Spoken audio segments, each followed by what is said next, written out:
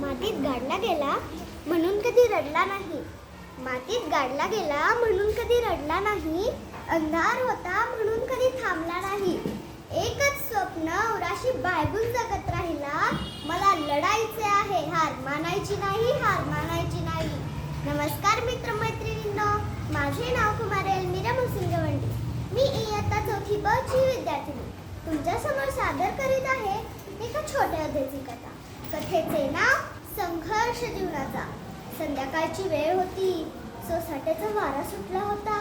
त्या वाऱ्यासोबत आकाशात पाला, कचरा, धूळ, माती व काही बिया उडाल्या आणि एका ओसाड मार्गावर जाऊन पडल्या.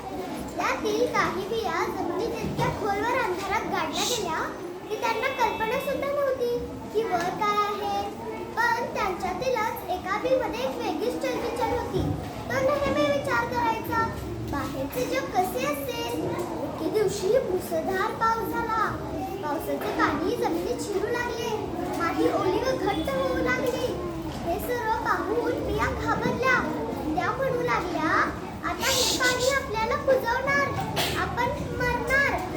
त्याच वेळी तो एक बी हळूच म्हणाला, घाबरून काही उपयोग होणार नाही. आपण स्वतःला इतकं ताकदवान केलं पाहिजे की आपण या पावसाचा सामना करू शकू. हे ऐकून बाकीचे बी आणखीन घाबरले. नाही नाही नाही, आम्ही बाहेर जाणार नाही. आम्ही बाहेर गेलो तर नक्कीच मरणार. त्यांनी स्पष्ट नकार दिला. पण त्या बीने ठरवले की त्याला बाहेर जायचे आहे.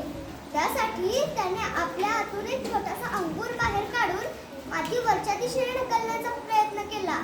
लवकरच त्याच्या असे लक्षात आले की हे काम म्हणावे तितके सोपे नाहीये.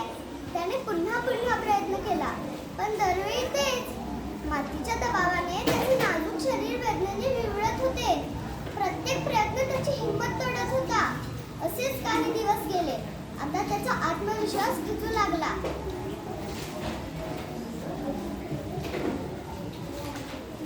पण त्याच्या मनात एक छोटासा आवाज अजूनही होता, हार मानू नकोस. त्याने विचार केला, अरे आजपर्यंत मी फक्त वरच्या दिशेनेच वाढण्याचा प्रयत्न करत होतो, पण मी आतून मजबूत नाहीये. मला जर बाहेर पडायचं असेल तर सर्वात आधी मला माझी मुळे मजबूत करावी लागतील. त्यानंतर त्याने धाडसी निर्णय घेतला, खालच्या दिशेने वाढण्याचा. त्याने हळूहळू आपल्या मनाला पसरवण्यास सुरुवात केली. त्याला पाहून बाकीच्या बिया हसू लागल्या. बघा बघा बघा, बाहेर जाणारा आता खाली चाललाय. पण तो शांत राहिला. दिवस जात राहिले. एके दिवशी त्याची मुळे जमिनीच्या त्या भागापर्यंत पोहोचली जेथे पाणी होते. जसे त्याच्या मुळांनी पाण्याला स्पर्श केला तशी त्याच्या आत एक नवीन ऊर्जा आली. तो आनंदित झाला. आणखीन काही दिवस गेले. त्याची मुळे आता मजबूत झाली होती. त्याने परत एकदा वरच्या दिशेने वाढण्याचा निर्णय घेतला. पण यावेळी फरक होता. यावेळी प्रत्येक धक्का मजबूत होता. प्रत्येक प्रयत्नात आत्मविश्वास होता.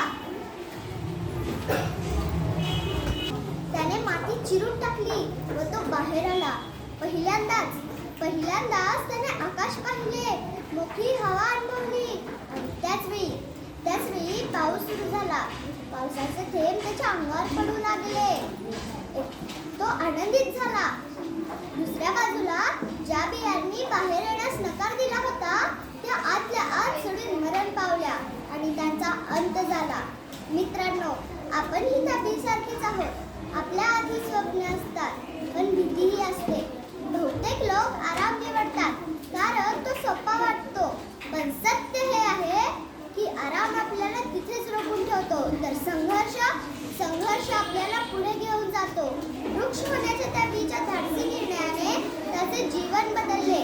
म्हणून मित्रांनो, बी सारखे व्हा, बी सारखे धाडस दाखवा आणि स्वतःची गोष्ट स्वतः लिहा. धन्यवाद.